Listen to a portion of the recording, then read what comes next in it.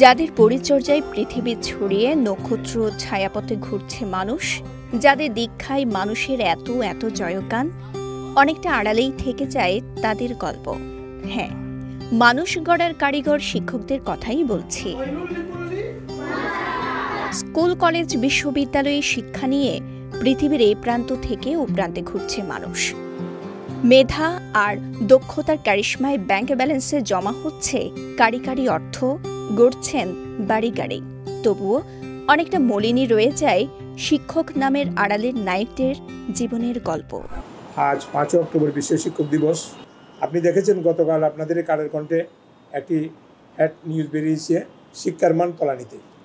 সেখানে বিস্তারিতভাবে দেওয়া আছে আমাদের শিক্ষকদের জন্য যে বিনিয়োগ প্রয়োজন, রাষ্ট্র কিন্তু সেই বিনিয়োগটি করেনি। যাদের মাধ্যমে আমাদের শিক্ষা ব্যবস্থা উন্নয়ন ঘটবে, সেই শিক্ষিত জনগোষ্ঠী যারা তৈরি করবে, সেই শিক্ষকদেরকে কিন্তু মর্যাদা কিন্তু এখনো পুরোপুরিভাবে দেওয়া হচ্ছে। বিভিন্ন গণমাধ্যমে প্রকাশিত তথ্য বলছে, দক্ষিণ এশিয়ায় বাংলাদেশেই শিক্ষকদের বেতন সহ সব ধরনের সুযোগ সুবিধা সবচেয়ে কম।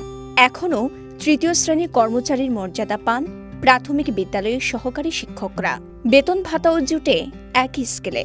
মাধ্যমিক ও উচ্চ মাধ্যমিক পর্যায়ের এমপিওভুক্ত শিক্ষকরা পান কেবল বেসিক বেতন। এনটিআরসির মাধ্যমে নিয়োগ দেওয়ার ফলে আমাদের মেধাবী শিক্ষক কিন্তু সেখানে নির্বাচিত হয়ে আসছে, কিন্তু তাদের কিন্তু সেই মানের কিন্তু মূল্যায়ন করা হচ্ছে না। আমার মাধ্যমিক সেক্টরে একজনের শিক্ষক, সে মাস্টার ডিগ্রি যোগ্যতা সম্পন্ন, তিনি এন্ট্রি লেভেলে পাচ্ছেন 11তম গ্রেড, 12,500 টাকার প্রথম স্যালারি তার। উনি যদি সরকারিতে যান, ওনাকে দেওয়া হয় 10ম গ্রেড, বিএডের মানটা দেওয়া হয়, কিন্তু আমাদের এখানে কিন্তু সেটা দেওয়া হয় না। এখানে একটি বৈষম্য আছে।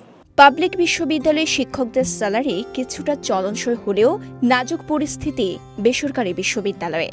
15 থেকে 20,000 টাকাও স্যালারি দেওয়া হয় কোনো কোনো বেসরকারি উচ্চ শিক্ষা প্রতিষ্ঠানে। সাকুল্যে ঢাকা বিশ্ববিদ্যালয় থেকে একটা মাস্টার্স পাস করা ছেলে যদি আমার স্কুলে শিক্ষকতা করতে এসে 12, 13, 14,000 টাকা দিয়ে কিভাবে তার পরিবার পরিজন চালাবে? পেটে দিলে পিঠে সয় একটা কথা আছে, কিন্তু আমার পেটেই নাই, আমাকে আপনি পিঠে দিবেন আমি সহ্য করতে পারবো, এটা হয় না। তো আজকের এই বিশ্ব শিক্ষক দিবসে আমরা বলবো শিক্ষকদের জন্য একটা স্বতন্ত্র বেতন কাঠামো চালু করা হোক, মেধাবীরা এই পেশায় আকৃষ্ট হোক। দেখবেন আগামী 10 বছরে এই দেশের শিক্ষা ব্যবস্থার আমূল পরিবর্তন হবে। আজকে মালয়েশিয়া আজকে কত এগিয়ে গেছে, সিঙ্গাপুর কত এগিয়ে গেছে, তারা একসময় আমাদের থেকে অনেক পিছিয়ে ছিল, কিন্তু আমরা পারিনি। আমরা না পারার কারণ হচ্ছে যখন যে সরকার ক্ষমতায় এসে শিক্ষায় বিনিয়োগের কথাটি কেউ কিন্তু ভাবে নাই।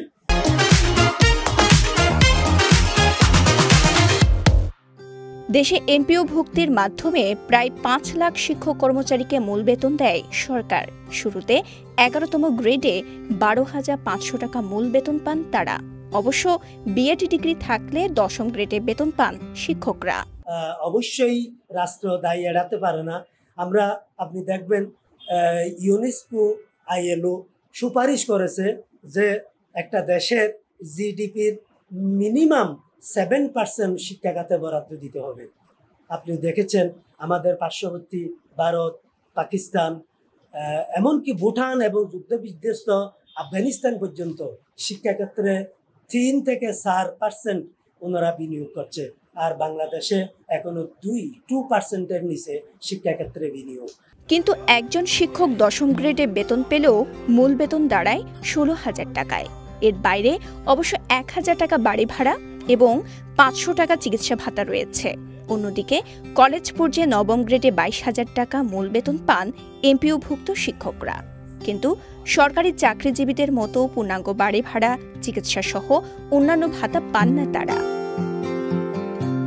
সরকারি কোনো বেতনই পান না নন এমপিওভুক্ত বিভিন্ন প্রতিষ্ঠানে প্রায় 1.25 লাখ শিক্ষক।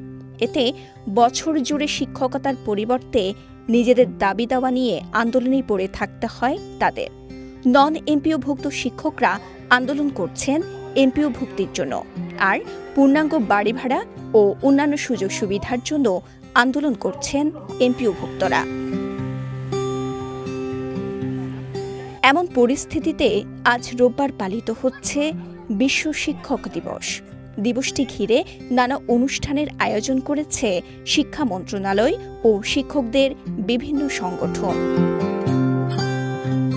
Desk report, Kaler Kantho.